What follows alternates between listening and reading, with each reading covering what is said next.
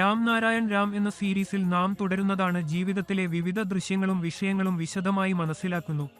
അത് ധർമ്മം, അധർമ്മം, പാപം അല്ലെങ്കിൽ പുണ്യത്തിന്റെ വിശദമായ അവലോകനമാണ്. വിവിധ മതങ്ങളിൽ വിവിധ ഗ്രന്ഥങ്ങളുടെ സീരീസ് ഉണ്ടെന്ന് അറിയാം. സനാതനികൾക്കുള്ള ഭഗവദ്ഗീത, രാമായണം, മുസ്ലിമുകൾക്കുള്ള ഖുരാൻ ഷരീഫ്, ക്രിസ്ത്യന്മാർക്കുള്ള ബൈബിൾ എന്നിവ. എന്നാൽ ഏത് ഗ്രന്ഥം ശരി എന്ന സംശയം പലർക്കും ഉണ്ടാകാറുണ്ട്. മനുഷ്യർ, മതം, അവലോകനം.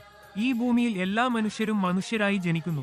എന്നാൽ നാനാതരത്തിലുള്ള മതങ്ങൾ സൃഷ്ടിച്ച് എല്ലാവരെയും വ്യത്യസ്തമാക്കി. ഓരോ മനുഷ്യനും തന്റെ സ്വാർത്ഥ്യത്തെ മാത്രം നോക്കി മുന്നേറുന്നു. മഹാഗുരു ബാലക് ബ്രഹ്മചാരിജിയുടെ ദർശനം. എല്ലിൽക്കിപ്പെടുത്ത വലിയ ധർമ്മം ആകാശമാണ്. ഈ സൃഷ്ടിയുടെ ആധാരവും ഏറ്റവും വലിയ ധർമ്മഗ്രന്ഥം രാം നാരായൺ രാമാണ്. ഈ ഗ്രന്ഥത്തിന്റെ ഓരോ പേജ് പൃഥ്വി, ജലം, അഗ്നി, വായു, ആകാശം എന്നിവയാണ് സൃഷ്ടിയുടെ ആധാരങ്ങൾ. ഇത് മനുഷ്യന്റെ ശരീരവും ഈ ഗ്രന്ഥത്തിന്റെ അടിസ്ഥാനമാണ്. 800 കോടി മനുഷ്യരും രാം നാരായൺ രാം. ലോകത്ത് ഏകദേശം 800 കോടി മനുഷ്യരുടെ ശരീരം രാം നാരായൺ രാം എന്ന പഞ്ചഭൂതം അടിസ്ഥാനത്തിൽ രൂപപ്പെടുന്നു.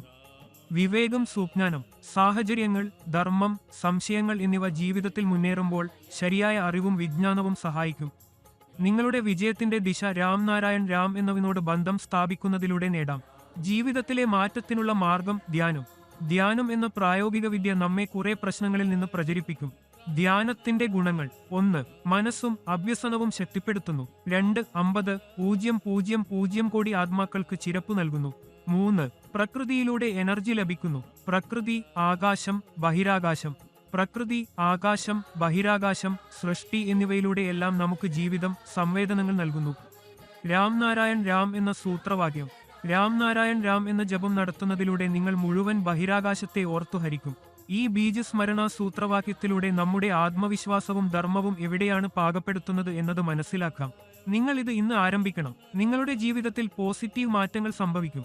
അന്തിമ ആശയം: രാം നാരായൺ രാം എന്ന ജപം നിങ്ങളുടെ ജീവിതത്തെ സുസ്ഥിരവും സുഖകരവുമാക്കി മുന്നോട്ട് കൊണ്ടുപോകും.